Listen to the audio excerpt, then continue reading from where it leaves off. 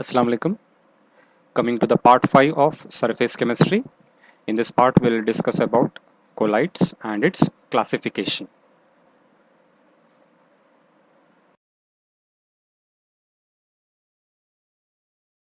Starting the colloids part, let's discuss what do you mean by solution. Now, in the solution chapter also, these things will be discussed. In brief, here we'll discuss what is the meaning of solution. Now, we know that solution is a mixture of two or more components, and that mixture can be homogeneous or heterogeneous. So, presently, when we talk about solutions, we consider homogeneous solutions, but solutions can also be heterogeneous. Now, solution will be made up of two or more components. Means commonly we'll be discussing about solutions which have only two components. That is, one will be solute, the other will be solvent. The component present in smaller quantity we call it as solute, and the component present in larger quantity we call it as solvent. Solution में दो जो हिस्से होते हैं, जैसे कि binary solution जिसे हम बोलते हैं, यानी कि उसमें एक कंपोनेंट सोल्यूट कहलाता है और दूसरा कंपोनेंट सॉल्वेंट. सोल्यूट कम क्वांटिटी वाला कंपोनेंट और सॉल्वेंट जो है ज़्यादा क्वांटिटी वाला कंपोनेंट. जैसे कि आप सॉल्ट कम क्वांटिटी में लेते हैं या शुगर कम क्वांटिटी में लेते हैं और उसे आप जब वाटर में मिक्स करते हैं तो वाटर सॉल्वेंट बन जाएगा. जब ये दोनों मिल जाएंगे तो मिल जाता है आपको सॉल्ट सोल्यूशन या फिर शुगर सोल्यूशन. तो सोल्यूशंस जो है तीन टाइप के हैं depending on the particle size. जैसे कि ट्रू सॉल्यूशंस एक कैटेगरी है, दूसरा है सस्पेंशन और तीसरा है colloidal solutions. Now earlier solutions were classified only into two categories by a scientist, Thomas Graham. He had made the category of two substances, that is one category of soluble substances and the other was insoluble substances. There, if you talk about the solutions of soluble substances, he just checked them by passing through parchment paper. जितने भी soluble substances के solutions थे उनको जो है parchment paper एक semi permeable membrane जैसा होता है, एक थिन पेपर जिससे जो है कुछ सॉल्यूट पार्टिकल्स पास हो जाते हैं, कुछ सॉल्यूट पार्टिकल्स ब्लॉक हो जाते हैं. तो वैसे पार्चमेंट पेपर से ये सॉल्युबल सब्सटेंसेस के सॉल्यूशंस को पास किया गया और उस पैसेज के बेसिस पे सॉल्यूशंस को दो कैटेगरी में डिवाइड किए थे. एक होता क्रिस्टलॉइड और दूसरा हो जाता था collide. Crystalloid means those solutions which pass through parchment paper, and colloids are those solutions which do not pass through parchment paper. So this was the basis earlier by which they divided the solutions of soluble substances. Later on, when they came across solutions by taking different solvents, then this type of division classification was not acceptable and it was discarded. जैसे कि sodium chloride अगर आप water में dissolve करो तो वो sodium chloride solution कहलाएगा. उसी तरह सोडियम क्लोराइड को अगर आप बेंजीन में डिसॉल्व करो तब भी आप उससे सोडियम क्लोराइड सोल्यूशन ही बोलेंगे. सिर्फ दोनों में डिफरेंस ये है कि एक में वाटर आप सॉल्वेंट ले रहे हैं, दूसरे में आप बेंजीन सॉल्वेंट ले रहे हैं. जब ये दोनों सोल्यूशंस आप एक एक करके पार्चमेंट पेपर से जब पास करेंगे तो जो सोल्यूशन वाटर में डिसॉल्व करके बनाया गया है वो इजीली पार्चमेंट पेपर से पास हो जाएगा. इसका मतलब वो सोल्यूशन क्रिस्टलॉइड सोल्यूशन रहेगा. और जो सोडियम क्लोराइड बेंजीन में डिसॉल्व कर रहे हैं, अगर वो सोल्यूशन अगर आप पार्चमेंट पेपर से पास करेंगे तो वो पार्टिकल्स ब्लॉक हो जाएंगे, पास नहीं होंगे और उसको आप बोलना पड़ेगा कोलाइडल सोल्यूशन. हालांकि same solution says sodium chloride, but one is passing through parchment paper, the other is not passing. So this made them to think that passage through parchment paper is not the criteria to divide solutions into crystalloids and colloids.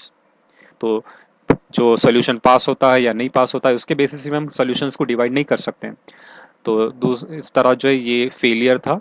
इसके बाद जो है scientist को कुछ और ideas मिल गए and finally solutions को हम पार्टिकल साइज के बेसिस पे डिवाइड करते हैं. So here we'll be discussing about the classification of solutions based on particle size.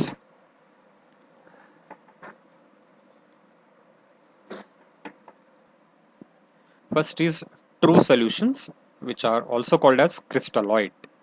Now, true solutions are those solutions where particle size is less than 1 nanometer. यानी कि ऐसे solutions जहाँ पे particle का size होता है लेस देन 1 नैनोमीटर। अब वो पार्टिकल कोई आयन हो सकता है, कोई एटम्स हो सकते हैं या कोई मॉलिक्यूल्स हो सकते हैं। तो अगर वो particle size less than 1 nanometre है तो वैसे सॉल्यूशंस को हम बोलते हैं ट्रू सॉल्यूशंस और क्रिस्टलॉइड सॉल्यूशंस। यानी कि नॉर्मली हम जो सॉल्यूशंस प्रिपेयर करते हैं जिसमें सॉल्यूट ऑलमोस्ट पूरा पूरा डिजॉल्व हो जाता है, जैसे कि sugar dissolve in water, sodium chloride dissolve in water, ये पूरे ट्रू सॉल्यूशंस होते हैं, यूनिफॉर्म सॉल्यूशंस रहते हैं। So these solutions will be homogeneous in nature and they are optically clear, means transparent, और पूरा ट्रांसपेरेंट, यानी कि आर पार आप उस सोल्यूशन के देख सकते हैं इजीली, क्योंकि सोल्यूट कंप्लीटली डिसॉल्व होके यूनिफॉर्मली डिस्ट्रीब्यूट हो जाता है। आपको पता ही नहीं चलेगा कि पर्टिकुलर सॉल्वेंट के अंदर सोल्यूट है या नहीं। तो वैसे टाइप के सॉल्यूशंस को हम बोलते हैं true solutions. Solute particles cannot be separated from the solvent either by filtration or by centrifugation, यानी कि ऐसे ट्रू सॉल्यूशंस को सेपरेट करना बहुत ही डिफिकल्ट है। आप अच्छे से अच्छे फिल्ट्रेशन टेक्निक्स अप्लाई करो या सेंट्रीफ्यूगेशन अप्लाई करो, सॉल्यूट पार्टिकल्स को सेपरेट करना डिफिकल्ट रहता है। It will be very difficult to separate और they can not be separated from the solvent and these solutions they easily pass through parchment paper. वजह यह है कि पार्चमेंट पेपर से पास होने की, क्योंकि पार्टिकल साइज बहुत बहुत कम है। पार्चमेंट पेपर के पोर्स जो होते हैं, जो सॉल्यूट पार्टिकल्स को ब्लॉक करते हैं, अलाउ करते हैं, ये कुछ सॉल्यूट पार्टिकल के साइज से बहुत ज़्यादा साइज वाले ये पोर्स होते हैं। इस वजह से आसानी से ट्रू सॉल्यूशन के पार्टिकल्स ईजिली पास हो जाएंगे। So this is nothing but regarding true solutions which are also called as crystalloids. Next category of solutions, suspensions. Now solutions in which particle size is more than 1000 nanometer is called as a suspension. यानी कि यहाँ पे particle size बहुत ही ज़्यादा है, वहाँ पे true solution में लेस देन 1 नैनोमीटर होना है, सस्पेंशन में 1000 नैनोमीटर से ज़्यादा होना है। यूजुअली 100 नैनोमीटर से स्टार्ट हो जाता है सस्पेंशन, लेकिन स्ट्रिक्टली सस्पेंशन कोई सोल्यूशन को अगर आपको बोलना है तो particle size more than 1000 nanometre होना ज़रूरी है। जैसे कि sand in water, chalk in water, जहाँ पे हम ये सैंड पार्टिकल्स या चॉक पार्टिकल्स आसानी से देख सकते हैं। ये सब्सटेंस डिजॉल्व नहीं रहेगा, लेस सॉल्युबल या इनसॉल्युबल फॉर्म में रहेगा, नीचे आके कलेक्ट ही हो जाता है। So such solutions where particle size is more than 1000 nanometer are called as suspensions. The properties of these suspensions is they are heterogeneous solutions and they are not optically clear. या तो translucent या फिर OPEC form में ये solutions रहते हैं, जिसके are पार आप देख ही नहीं सकते हैं क्योंकि पार्टिकल साइज बहुत ज़्यादा है। और ऐसे सॉल्यूशंस को आप इजीली फिल्टर आउट कर सकते हैं कॉमन डिकेंटेशन से, या फिर डिकेंटेशन नहीं हो पा रहा है तो सिंपल फिल्ट्रेशन टेक्निक्स या सेंट्रीफ्यूगेशन से, या यानी कि कॉमन फिल्टर पेपर आप यूज़ करो तो उससे भी सॉल्यूट पार्टिकल सेपरेट हो जाएंगे। And these solutions can not pass through parchment paper और ऑर्डिनरी फिल्टर पेपर, यानी कि पार्टिकल साइज कुछ ज़्यादा ही रहने से ये ऑर्डिनरी फिल्टर पेपर से पास नहीं होंगे। अगर पार्टिकल साइज थोड़ा कम भी है तो फिल्टर पेपर से पास हो जाएंगे, लेकिन पार्चमेंट पेपर में ब्लॉक हो जाएंगे। नेक्स्ट, अब ये थर्ड कैटेगरी जो बहुत ही इंपॉर्टेंट है, जिसको हम बोलते हैं कोलाइडल सॉल्यूशंस और simply colloid. This word is derived from a Greek word kolla, means glue और गम, क्योंकि ग्लू और गम में भी पार्टिकल साइज ट्रू सोल्यूशन से थोड़ा ज़्यादा और सस्पेंशन से कम रहता है। यानी कि ऐसे सोल्यूशंस जहाँ पे पार्टिकल साइज का रेंज 1 नैनोमीटर से 1000 नैनोमीटर के रेंज में रहता है, means greater than true solution, less than suspension.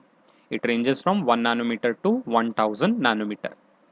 Strictly speaking, a pure colloidal solution will have a range from 1 nanometer to 100 nanometer. आप 1000 तक भी कोलाइडल सोल्यूशन बोल सकते हैं, अगर 1000 से ज़्यादा हो गया तो वो सस्पेंशन कैटेगरी में चले जाएगा। कॉमन एग्जांपल्स इसके हैं ग्लू, प्रोटीन सोल्यूशंस जैसे कि egg albumin solution, starch solution. ये पूरे जो है ऐसे सोल्यूशंस होते हैं जिनमें पार्टिकल साइज ये 1 नैनोमीटर से 1000 नैनोमीटर के रेंज में होता है, और इनके प्रॉपर्टीज़ ट्रू सोल्यूशंस और सस्पेंशन से टोटली डिफरेंट रहते हैं। They show different properties compare to true solutions और suspensions. They are also heterogeneous in nature Now, solute particles will be invisible to the naked eye. We can't see the solute particles because they are uniformly distributed throughout the solvent, but they can be visualized under a ultra microscope. जैसे कि हम true solution के particles को आप ultra microscope रख के भी देखो, आप उसके अंदर रख के देखो तब भी नहीं दिखेंगे. सस्पेंशन तो आसानी से हमको दिखाई देते हैं, लेकिन कोलाइडल सोल्यूशन के पार्टिकल्स आपको आंखों से नहीं नजर आएंगे, लेकिन अल्ट्रा माइक्रोस्कोप के अंदर अगर आप उसको यूज करके चेक करेंगे तब जो है colloidal particles आपको नजर आएंगे. Solute particles can be separated from the solvent but only by ultrafiltration or centrifugation. Normal filter paper से ये सेपरेट नहीं होंगे या फिल्टर नहीं होंगे, या फिर इवन वैट्समैन पेपर फिल्टर पेपर आता है उससे भी ये सेपरेट नहीं होगा. आपको स्पेशल फिल्ट्रेशन टेक्निक्स जैसे कि अल्ट्रा फिल्ट्रेशन और सेंट्रीफ्यूगेशन अप्लाई करना पड़ेगा, जब जाके आप ये कोलाइडल पार्टिकल्स को सेपरेट कर सकते हैं. Means they can pass through ordinary filter paper but they cannot pass through parchment paper. So in this chapter completely we'll be discussing about this category of colloidal solutions or colloids because they are of high importance. They show unique properties compared to the true solutions or suspensions, which are very helpful and they have some technological applications.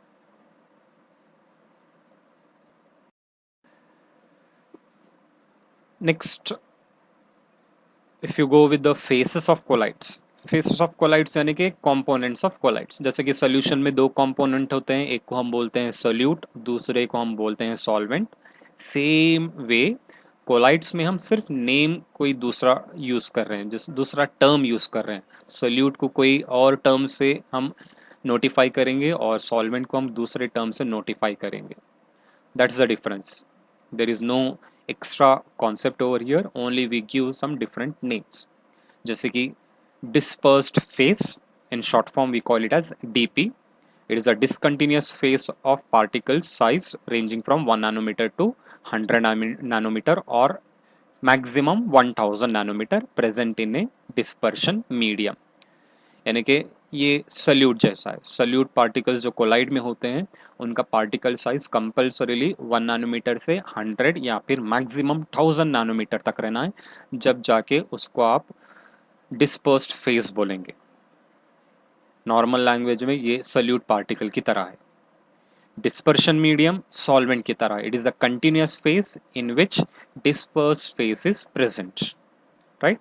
So in other terms, that is solute in case of solutions, whereas in colloids we call solute as dispersed phase and solvent we call it as dispersion medium.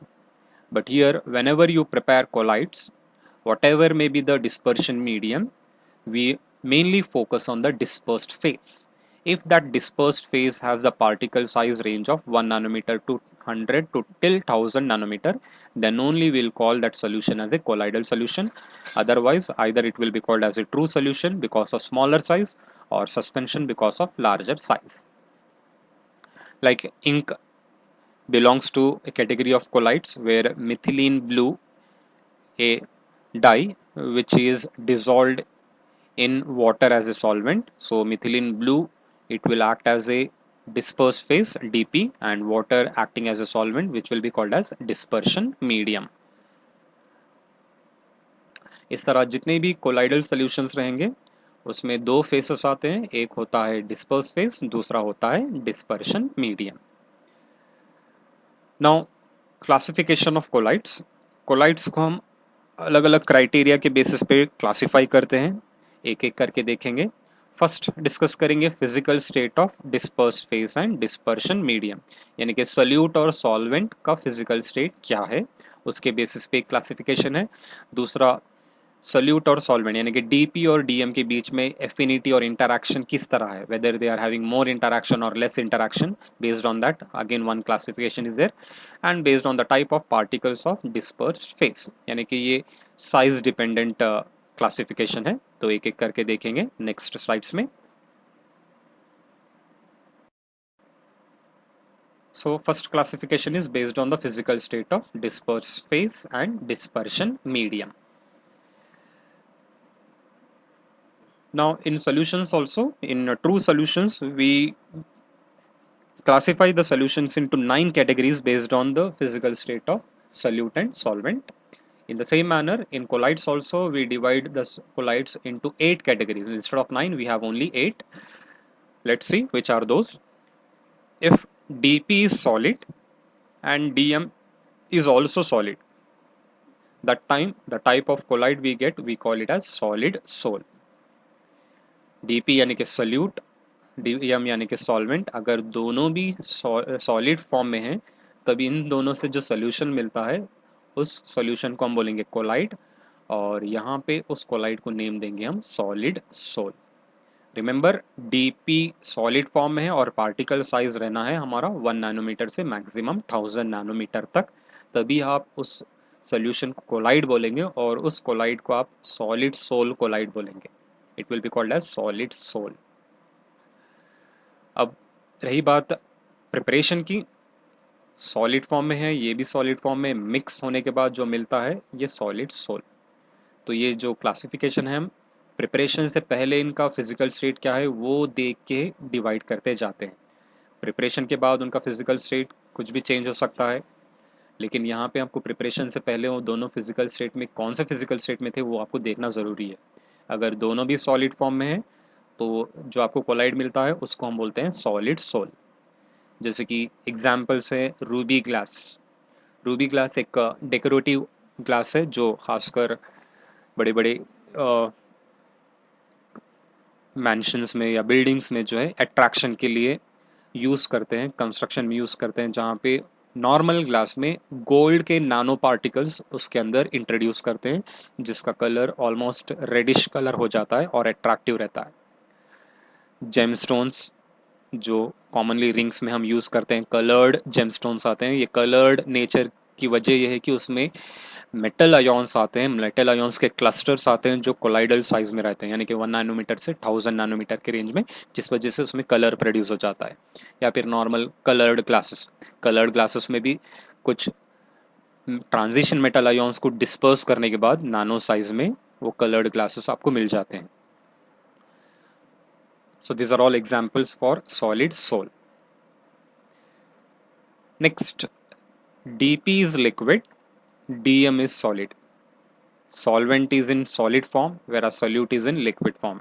Disperse phase liquid, dispersion medium solid.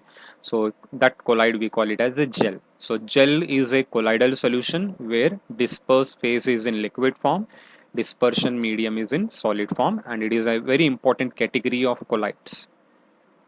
Examples: butter, cheese, shoe polish, jam, jelly, toothpaste.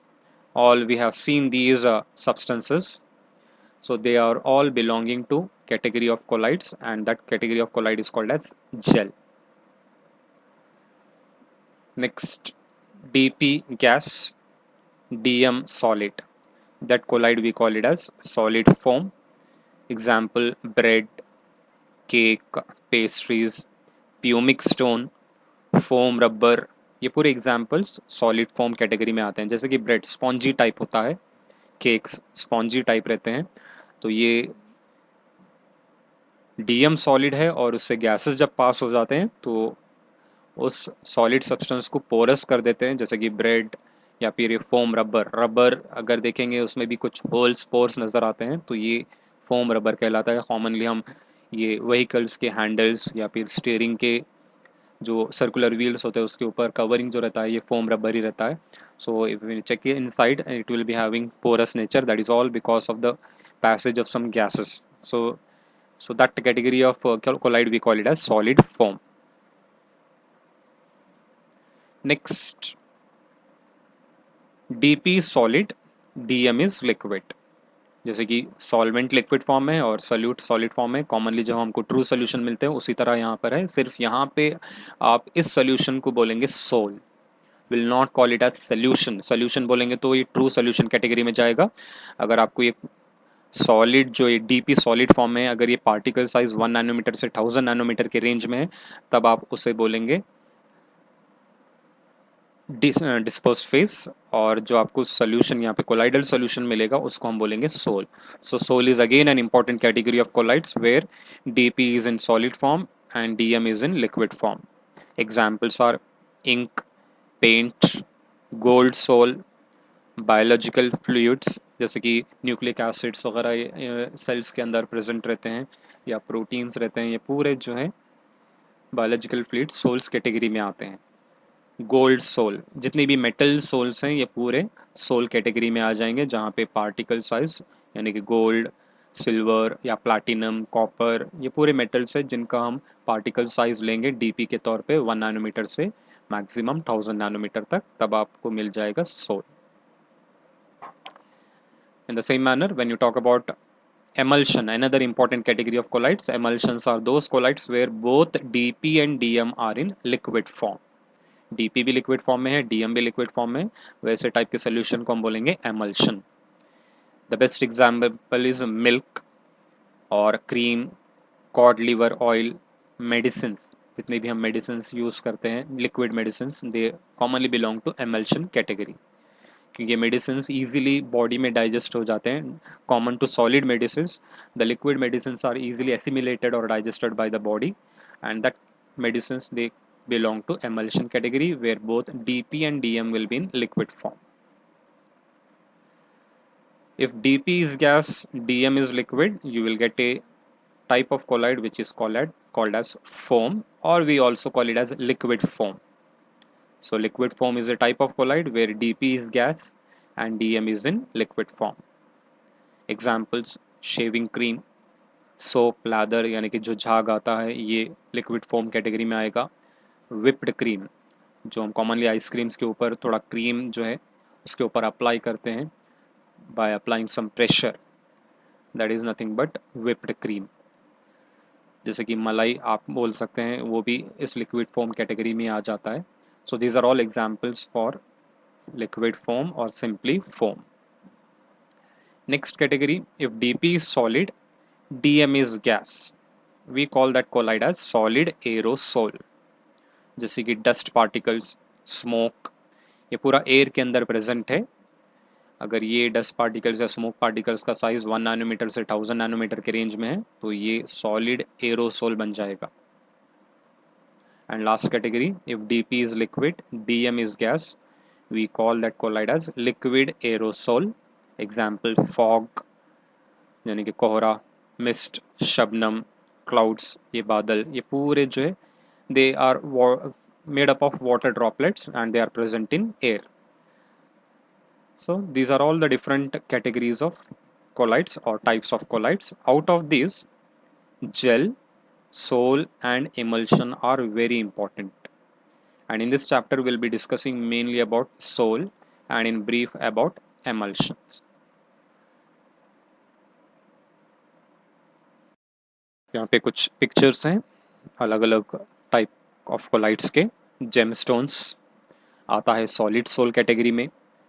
Ruby glass, ये ruby glass है, ये flower vase जैसा है, it is actually ruby glass और coloured glass, and if you call it as a ruby glass it has gold nano particles dispersed in it. Clouds आता है liquid aerosol category में। Jam, it belongs to category of gel. Gold sol, it is a soul. Mist or fog again belongs to liquid aerosols. Pumic stone, solid foam. Cod liver oil belongs to emulsions and smoke belongs to solid aerosol. अपने आसपास जितने भी हम चीज़ें देखते हैं कोई ना कोई एक कैटेगरी में ये मैच हो जाते हैं, लेकिन कंडीशन कोई भी सोल्यूशन रहने दो आप, अगर पार्टिकल साइज 1 नैनोमीटर से 100 या फिर मैक्सिमम 1000 नैनोमीटर तक है तब आप उस सोल्यूशन को कोलाइड बोलेंगे। बहुत सारे एग्जांपल्स मिलेंगे अगर आप आसपास देखेंगे। सिर्फ मेन कंडीशन उसको अगर आप कोलाइड बोलते हैं तो कोलाइड बोलने के लिए कंडीशन ये है कि पार्टिकल साइज यानी कि disperse phase particle size 1 nanometre से मैक्सिमम 1000 नैनोमीटर के रेंज में रहना है। यहाँ पे कुछ definitions हैं। Gel, emulsion, sol. So gel is a colloidal solution in which dp is liquid and dm is solid. Whenever you are answering the definitions for this gel, emulsion and sol, you should not write in shortcut dp and dm. It should be mentioned as disperse phase and dispersion medium. Otherwise marks will be deducted. अब यहाँ पे discussion में है इस वजह से हम DP या डीएम लिखे हैं, लेकिन आंसर करते वक्त या एग्जाम या टेस्ट में आपको फुल फॉर्म लिखना है। Emulsion, colloidal solution in which both DP and DM are in liquid form.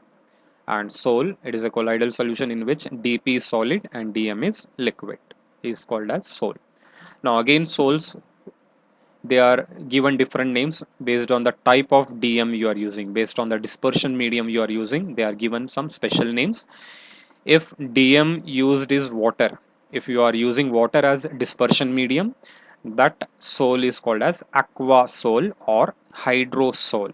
Aqua or hydro relates to water. If alcohol is used as a dispersion medium, that sol is called as alkosol. And if benzene is used as a dispersion medium, it will be called as benzosol. यानी कि जिस type का आप solvent use कर रहे हैं उसका initial part एक प्रीफिक्स करके आगे आप सफिक्स सोल बना सकते हैं, hydrosol, alkosol or benzosol. Now we have seen totally 8 categories of colloids. Ninth category will be nothing but a mixture of gas and gas. DP is gas, DM is gas. But this will not form a colloid because whenever you mix two gases, it forms a homogeneous mixture, and homogeneous mixtures are not colloids. They belong to true solutions. That's why in colloids we have totally 8 categories. Ninth category we do not call it as a colloid, but instead it is belonging to true solutions. So a gas mixed with another gas does not form a colloid since the mixture will be homogeneous in nature, whereas colloids are heterogeneous. Next classification we'll discuss based on the interaction or affinity between dispersed phase and dispersion medium. यानी कि DP और DM के बीच में affinity, whether they easily interact और strongly interact, यानी कि bonding का यहाँ पे discussion होता है. अगर दोनों के बीच में इंटरैक्शन अच्छा है, बॉन्डिंग स्ट्रांग है, तब वो एक टाइप का कोलाइड बन जाता है. अगर दोनों के बीच में कुछ भी इंटरैक्शन नहीं है, कुछ भी एफिनिटी नहीं है, तो वो एक टाइप का कोलाइडल सॉल्यूशन बन जाता है. तो based on affinity or interaction we divide the colloids into two important parts. One is Liophilic colloids or sols. Leo stands for solvent, philic stands for loving. We can also write hydrophilic colloids where hydro relates to solvent. Solvent hydro means it will be water. तो in general हम लिखते हैं Liophilic. Leo stands for solvent and philic stands for loving. So these are the sols or colloidal solutions where DP, dispersed phase, has more affinity for the dispersion medium. एक ऐसा soul या colloidal solution जहाँ पे DP और DM के बीच में strong interaction रहेगा, affinity ज़्यादा रहेगी. खासकर जितने भी नेचुरल कोलाइड्स है ये लियोफिलिक कैटेगरी के रहते हैं, जहाँ पे डीपी और डीएम के बीच में एफिनिटी ज़्यादा रहेगा, इंटरैक्शन ज़्यादा रहेगा. जैसे कि glue, gelatin, starch, proteins, these are all the biomolecules which form liophiलिक type of colloids. Leophobic. Leo again stands for solvent, phobic stands for heating. So this indicates that dispersed phase has no affinity for the dispersion medium, यानी कि DP और DM के बीच में interaction नहीं रहेगा या फिर बहुत ही कम रहेगा. खासकर हम जो प्रिपेयर करते हैं कोलाइड्स, ये प्रिपेयर्ड कोलाइड्स में DP और DM का एफिनिटी बहुत कम रहता है. इस वजह से वैसे टाइप के कोलाइड्स को हम बोलते हैं लियोफोबिक. लेबोरेटरी में हम जो प्रिपेयर करते हैं या इंडस्ट्रीज में हम कोलाइड्स जो प्रिपेयर करते हैं आर्टिफिशियली, इनका खासकर नेचर आता है लियोफोबिक कैटेगरी वाला. Means the DP and DM will have very poor affinity or no affinity between them. Examples like ferric hydroxide sol, aluminum hydroxide sol, arsenious sulfide sol, gold sol, these are all liophobic in nature. Other than that, some natural are also there like blood, or if you talk about milk, they, even though they are natural, but then also they belong to liophobic category because they get damaged easily when you treat it with some electrolytes, which we'll be discussing in the later part of this chapter. We'll see some differences between these two types. Differences between liophiलिc and liophobic sols. Now first important difference will be their definitions, that is in liophiलिc DP has more affinity for DM, whereas liophobic DP has no affinity for the DM. Lyophilic they are easily prepared by direct mixing of DP and DM. अब जैसे कि आप egg albumin ले लो, उसको water में dissolve करो, पूरा dissolve हो जाएगा, आपको इजीली रेडी जो है आपको एग अल्बमिन सोल्यूशन मिल जाएगा। स्टार्च है, थोड़ा वार्म वाटर ले लो, स्टार्च को, सॉल्युबल स्टार्च को आप उस वार्म वाटर में डिजोल्व करो, आपको स्टार्च सोल्यूशन मिल जाएगा। इसी तरह गम या ग्लू ले लो, थोड़ा वाटर मिक्स कर दो, वो भी एक सोल्यूशन, लियोफिलिक सोल्यूशन बन जाएगा और ये लियोफिलिक सोल बन जाएगा। मीन्स आपको कोई स्पेशल मेथड्स अप्लाई करने की ज़रूरत नहीं है, सिर्फ डायरेक्टली डीपी और डीएम को मिक्स करना है, क्योंकि ये इजीली प्रिपेयर इसलिए होते हैं क्योंकि दोनों के बीच में एफिनिटी ज़्यादा है। Whereas when you talk about leophobic, as they have no affinity, they have to be prepared by special methods. So leophobic sols are prepared only by special methods, like it can be a mechanical method, chemical method, dispersion method, which we are going to discuss in the later part of this chapter. So as they do not have affinity between the DP and DM, so they have to be prepared by special methods. Lyophilic sols are reversible. यहाँ पे होता क्या है, अगर DP और DM मिलाने के बाद लियोफिलिक सोल मिला, अगर आप जैसे कि एग्जांपल स्टार्च सोल बनाए हैं वाटर में डिजोल्व करके, तो वाटर को आप हीट करो कंटिन्यूसली, उस सोल को हीट करो, वाटर इवेपोरेट हो जाएगा, यानी कि एक कंपोनेंट लॉस हो जाएगा। फिर से दोबारा अगर आप वाटर फिर से ऐड करेंगे, फिर से आपको स्टार्च सोल मिल जाएगा। मीन्स कितनी भी टाइम आप उससे रिवर्स कर सकते हैं, सोल से कंपोनेंट अलग कर सकते हैं, फिर से सोल बना सकते हैं। जैसे commonly if you talk about gum और ग्लू, ड्राई होने के बाद नेचुरल गम अगर लेके उसमें वाटर मिलाएंगे तो वो gel type, sticky type material में चेंज हो जाता है।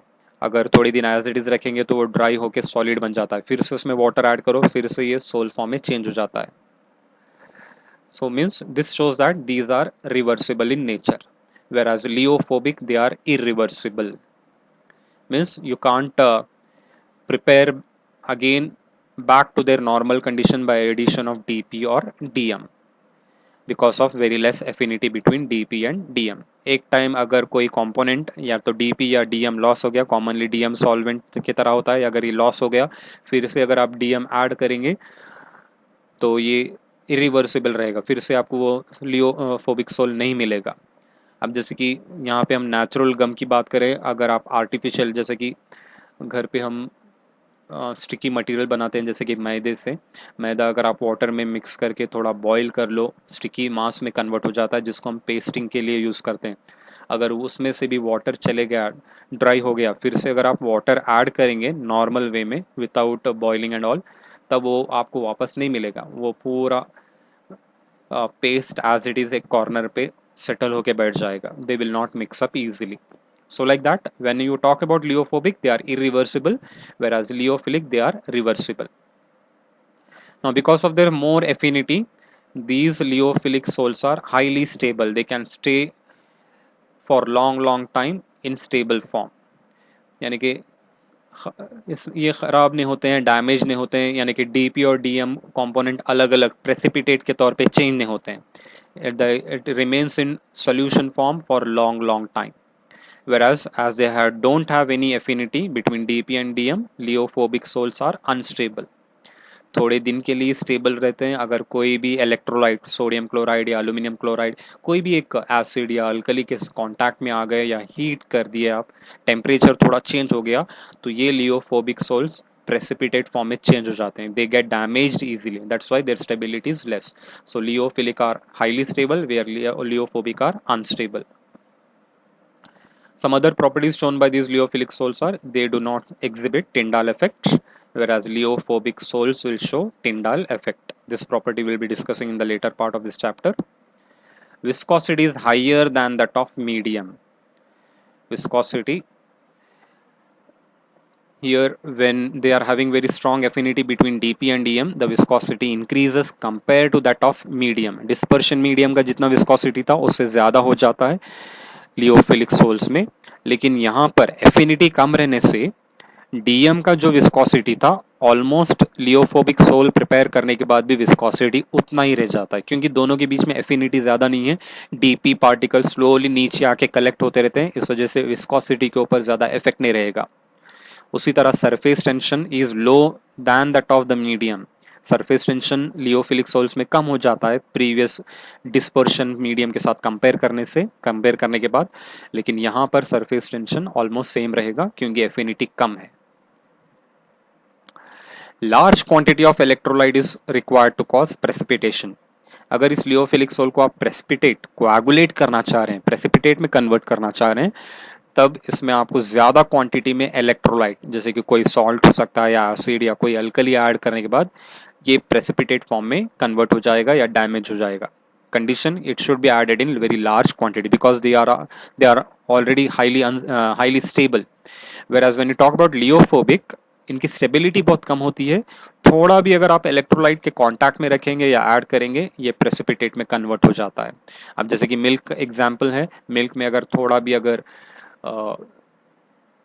सॉल्ट या फिर कभी कभार हम ऐड करते हैं कोल्ड मिल्क रहने के बाद, कभी भी वो फ्रीज हो जाता है फ्रीजर में, उसको आप बॉईल करते वक्त क्या करते हैं प्रिकॉशन के तौर पे डैमेज नहीं होना बोल के थोड़ा मिनिमम क्वांटिटी में हम क्या करते हैं बेकिंग सोडा ऐड करते हैं। अगर ये सोडा ज़्यादा ही हो गया तो ये पूरा मिल्क डैमेज हो जाता है, या फिर स्ट्रॉन्ग हीटिंग की वजह से भी जो है ये डैमेज हो जाता है। स्टेबिलिटी कम है, इस वजह से कोई भी थोड़ा भी इलेक्ट्रोलाइट अगर इसके कांटेक्ट में आ गया तो ये लियोफोबिक सोल्स डैमेज हो जाते हैं।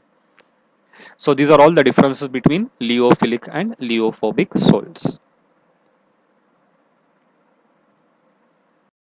Classification is based on the type of dispersed phase particles. यानी कि यहाँ पे डीपी के पार्टिकल साइज के ऊपर हम फिर से 3 कैटेगरी बनाते हैं। एक है मल्टी मोलिकुलर कोलाइट्स, दूसरा मैक्रो मोलिकुलर कोलाइट्स और थर्ड है एसोसिएटेड कोलाइट्स। कोलाइट्स ऑलरेडी हम डिस्कस करें, पार्टिकल साइज होना है 1 नैनोमीटर से 100 या मैक्सिमम 1000 नैनोमीटर तक, तब आप उसे कोलाइडल सॉल्यूशन बोलेंगे। अब मल्टी मोलिकुलर कोलाइड्स में क्या होता है, dispersed phase consist of cluster of atoms और स्मॉल मॉलिक्यूल्स, यानी कि यहाँ पे एग्रीगेशन होता है, कुछ स्मॉलर एटम्स या मॉलिक्यूल्स जिसका साइज लेस देन 1 नैनोमीटर है, वैसे स्पीशीज एग्रीगेट इकट्ठा होते हैं, जम जाते हैं, क्लस्टर फॉर्म करते हैं, एक ग्रुप बनाते हैं और उस ग्रुप का साइज, उस क्लस्टर का साइज 1 नैनोमीटर से 1000 नैनोमीटर के रेंज में आता है।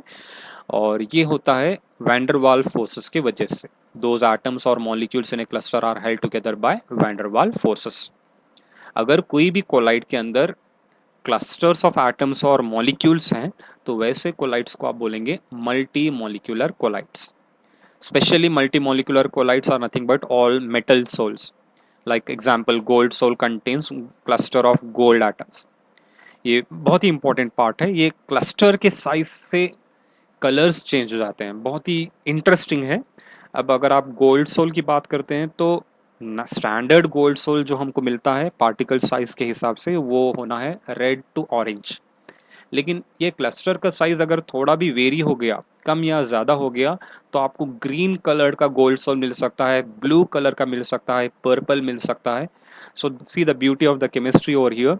सो by changing the particle size you are changing the property of that particular metal. अब नॉर्मली हम जो गोल्ड देखते हैं येलोइश है, लेकिन ये जो नानो साइज कोलाइडल साइज में हम जो गोल्ड देखते हैं, गोल्ड सोल देखते हैं, इसके कलर्स ही अलग रहेंगे, they won't appear as yellow. अगर येलो दिख रहा है तो पार्टिकल साइज मैक्रोस्कोपिक लेवल पे है। अगर आपको कोई दूसरा गोल्ड है, रेड है, ऑरेंज है, पर्पल, ग्रीन है, इसका मतलब ये है यहाँ पे गोल्ड पार्टिकल्स, गोल्ड के एटम्स क्लस्टर फॉर्म में है और क्लस्टर का साइज 1 नैनोमीटर से 1000 नैनोमीटर के रेंज में हो सकता है। And this gold sol will be reactive also. जैसा नॉर्मली जो हम गोल्ड यूज करते हैं, noble metal and native metal, इनकी रिएक्टिविटी बहुत पुअर है, they don't react easily, not even with concentrated acids. लेकिन ये गोल्ड सोल की रिएक्टिविटी बहुत ज़्यादा है क्योंकि साइज चेंज करने से प्रॉपर्टीज चेंज हो जाते हैं। One more example, sulphur sol contains cluster of S8 molecules. Sulfur usually is existing as octaatomic. When these octaatomic molecules again form clusters, you will get sulfur sol. Next, macromolecular colloids. Name itself will say the molecule itself will be of colloidal dimensions. यानी कि इन colloids में जो molecules रहेंगे उन्हीं का एक molecule का size ही 1 nanometre से 1000 नैनोमीटर के रेंज में आता है। खासकर ये होता है पॉलीमर्स में या फिर हायर मैक्रो मॉलिक्यूल्स में, बायो मॉलिक्यूल्स में, जहाँ पे सिंगल मॉलिक्यूल के डायमेंशंस कोलाइडल डायमेंशंस के रेंज में होते हैं, that is from 1 nanometer to 1000 nanometer. Like starch, it is a polysaccharide made up of many glucose molecules. Proteins made up of many number of amino acids. Again, cellulose made up of many glucose molecules. Polymers made up of many monomer units. तो ये single starch molecule या protein या cellulose या polymer molecule, एक ही molecule के dimension अगर colloidal range में है तो वैसे कोलाइड्स को हम बोलते हैं macro molecular colloids. Next category is associated colloids. इस स्पेशल कैटेगरी है. यहाँ पे क्या होता है, ये ऐसे कोलाइड्स है जो लो कॉन्सेंट्रेशन में ट्रू सोल्यूशन की तरह एक्ट करते हैं, लेकिन एक पर्टिकुलर कॉन्सेंट्रेशन रीच होने के बाद ये कोलाइडल फॉर्म में चेंज हो जाते हैं. So this is the speciality of these colloids. Associated colloids are those where they behave as normal electrolyte or true solutions at low concentrations, but they act as colloidal solutions at higher concentrations. अब जैसे कि examples लेते हैं हम soaps या फिर detergents. Soaps are nothing but the sodium or potassium salts of fatty acids, whereas detergents belong to a category of sodium or potassium salts of sulfonic acids. अब यहाँ पे डिफरेंस ये होता है कि जब भी हम थोड़ा लो क्वांटिटी में अगर आप कोई सोप या डिटर्जेंट वाटर में डिजोल्व करो, कुछ भी होता नहीं है, कोई झाग प्रोड्यूस नहीं होता है.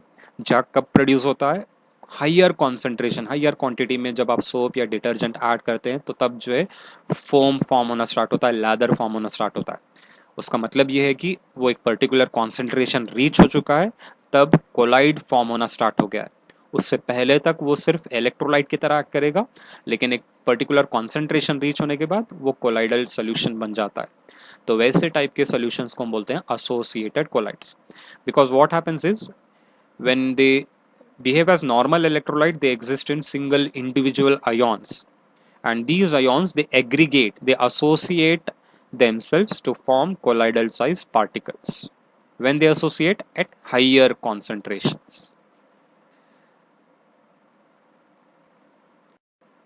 Just what we have discussed about the soaps, higher concentrations reach होने के बाद जो है वो colloidal dimension के species form करते हैं और उनको हम बोलते हैं micelles और micelles. Let's see how these micelles or micelles are formed.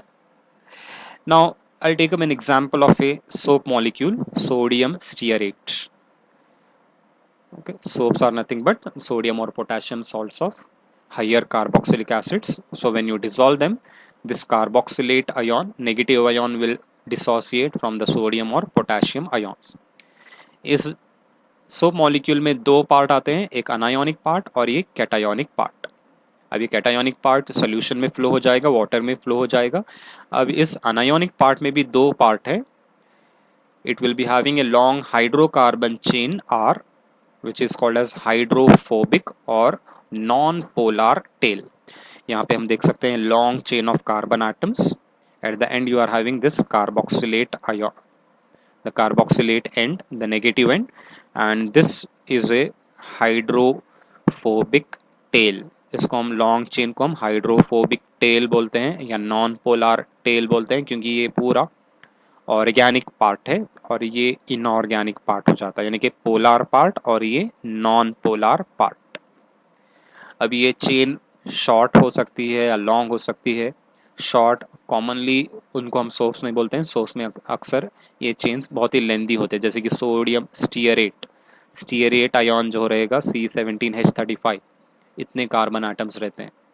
So this long chain hydrocarbon chain we call it as a non polar tail, and it is hydrophobic in nature, means water repelling, which it will not have affinity with water, whereas this polar part, the carboxylate part, it will be having affinity or interaction with water, so it is called as hydrophilic end or hydrophilic head.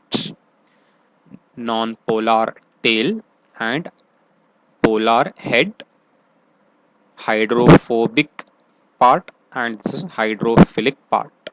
यहाँ पे देख सकते हैं हम structure में hydrophobic tell और इस part को हम बोलेंगे हाइड्रोफिलिक हेड। वाटर के साथ इंटरैक्ट होने वाला ये पार्ट और वाटर के साथ नहीं इंटरैक्ट होने वाला ये पार्ट है। So this is the structure of single molecule of a soap, that is single ion which you get from the soaps. That is the structure here, hydrophobic tail, and this is the hydrophobic head. जब ये आप soaps water में dissolve करते हैं, ये hydrophobic tell water के साथ affinity नहीं रखता, it does not have affinity with water, that's why it tries to remain away from water, so it remains at the surface part. And this hydrophilic head, as it is having more affinity with water, it will be remaining contact with water, it will be strongly interacting with water. तो शुरुआत में जब आप low concentration में ये soap dissolve करेंगे तो ये खासकर ये आयॉन्स सरफेस के ऊपर रहते हैं, यानी कि यहाँ पर हाइड्रोफिलिक हेड जो है वाटर के अंदर पॉइंट आउट करता है और ये हाइड्रोफोबिक टेल जो है वाटर के अपोजिट डायरेक्शन में जो है पॉइंट आउट कर, means usually they remain on the surface. लेकिन जैसे ही कॉन्सेंट्रेशन बढ़ जाता है, ये पूरे आयॉन्स एग्रीगेट होके इस तरह का एक सर्कुलर या स्पेरिकल फॉर्म का एक स्ट्रक्चर फॉर्म करते हैं जिसको हम बोलते हैं माइसेल। और इस माइसेल में ये हाइड्रोफोबिक टेल पार्ट जो है इंटीरियर पार्ट में चला जाता है और वाटर के साथ इंटरैक्ट करने वाला ये hydrophilic head exterior part form करता है। So this structure is called as micelle, and this is nothing but it has formed a colloidal particle. This micelle is nothing but we call it as a associated colloid. Now at whatever concentration they convert into micelle, that concentration is called as critical micelle concentration. That is, these ions aggregate in spherical clusters called as micelles at a particular concentration called as critical micelle concentration, and at that particular temperature, and that temperature is called as Kraft temperature. So CMC is the concentration where ions aggregate and form micelles, and the temperature at which these micelles are formed is called as Kraft temperature. अब ये micelles के लिए concentration कितना होना है? कुछ soaps में माइसेल्स low concentration में ही फॉर्म हो जाते हैं और कुछ सोप्स में माइसेल्स हायर कॉन्सेंट्रेशन पे फॉर्म होते हैं। ये डिपेंड करता है उनके ये लॉन्ग चेन स्ट्रक्चर के ऊपर, यानी कि उनके मॉलिक्यूलर मास के ऊपर डिपेंड करता है। अगर ये चेन बहुत ही लेंदी है, हायर मॉलिक्यूलर मास है, तो डेफिनेटली लो कॉन्सेंट्रेशन पे ही ये माइसेल फॉर्मेशन स्टार्ट हो जाएगा। अगर चेन लेंथ बहुत कम है तो आपको कॉन्सेंट्रेशन ज़्यादा चाहिए, तब जाके हाई कॉन्सेंट्रेशन पे माइसेल्स फॉर्म करते हैं। मीन्स लॉन्ग चेन आयॉन्स और long chain hydrophobic tails, they form or they will have very low CMC value and they easily form micelles, whereas short chain hydrophobic tails, they require higher concentration, that is higher CMC value, and they will form micelles after reaching higher concentrations. So long chain hydrophobic tails will form easily the micelles, whereas short chain hydrophobic tails will form micelles after reaching very high concentrations. Let's see how these micelles have cleansing action. In what way they clean the cloths or remove the dirt from the cloths. Cleansing action of soaps. Okay, suppose this is the dirt present on a cloth. First of all, as soon as you dissolve soap at low concentration, they remain as it is as ions, whereas when you dissolve in large quantity, they form micelles when they reach their CMC value and suitable temperature, that is Kraft temperature. So as soon as they form micelles, initially they interact in this manner. The greasy part, suppose this is a greasy part, grease is also an organic species which is hydrophobic in nature. So if this is a grease, that time what happens, the hydrophobic tail part, it will interact, it will point out towards the grease part, and the water loving part, the hydrophilic head, will interact with water. So they, like this, they will form a spherical structure when they reach the CMC value and they form a micelle. So now when micelle is formed, this hydrophilic head part, as it is having strong affinity with water, water will pull out water will be pulling this head part towards the water part, due to which what happens, this greasy dirt will be removed from the cloth surface. Whenever you rub the cloths, that time this hydrophilic head will be interacting with water, due to which this greasy part will come out along with this hydrophilic tail. In this way, what happens, slowly all the greasy part or the dirt particles present on the cloths, they come out from the surface of the cloth and they remain suspended in the solution.